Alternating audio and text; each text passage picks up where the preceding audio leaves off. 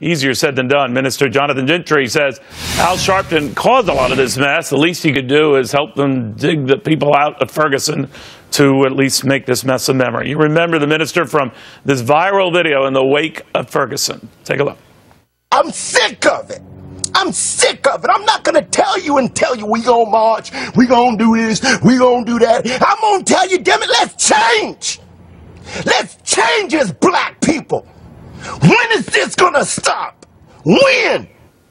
I think that's in the top 10 YouTube videos right now. That's not too shabby for a guy the country was literally introduced to a little more than 2 months ago. That was then. He's with us now. He called protesters out then.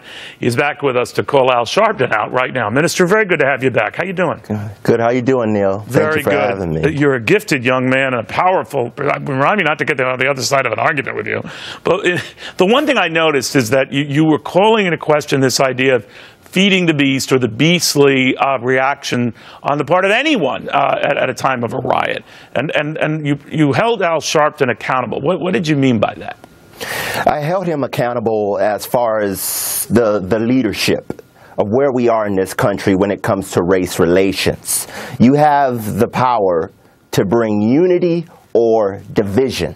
You understand what I'm saying? And especially being a minister, you have to understand that the battle is not yours. I said that before.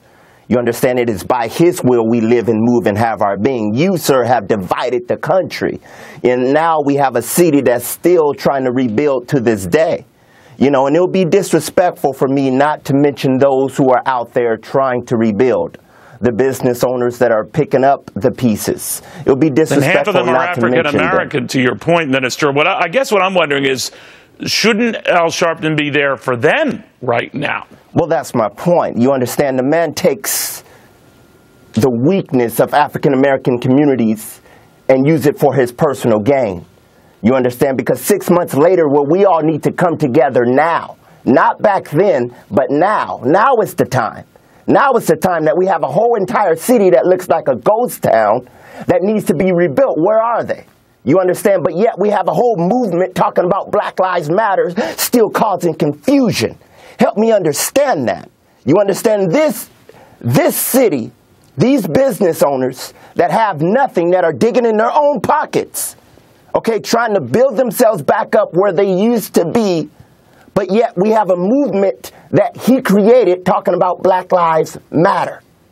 Black Lives Matter in Ferguson where they need you right now. You understand what I'm saying? But that's why I don't support it. And I'll get more in detail about why I don't support Black Lives Matter. But Minister, how is it, and we touched on this before, but how is it he seems to be the default go-to guy for the African-American community, or the media is made in that? And guys like you might have a very different point of view, are not heard from. I always say, in the name of fair and balance, hear from everybody. But you don't hear from the guys like you who articulate a very different, real, gritty view of life that is not heard generally in the media. Because for one, and it's unfortunate, not just in the African-American community, a lot of people can't think for themselves. I'm a man who relies on God's dependence, the Holy Spirit for dependence. So we have to rely on him each and every day. This man is causing more division than I've seen anyone that I've ever seen in my life.